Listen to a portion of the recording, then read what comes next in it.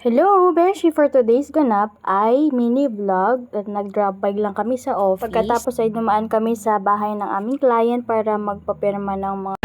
Pagkatapos namin dito, punta na kaming mabitak.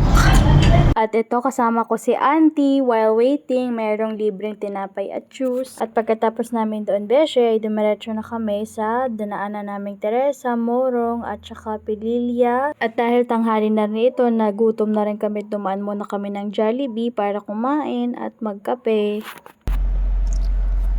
Me, saan ka papunta? Mabitak.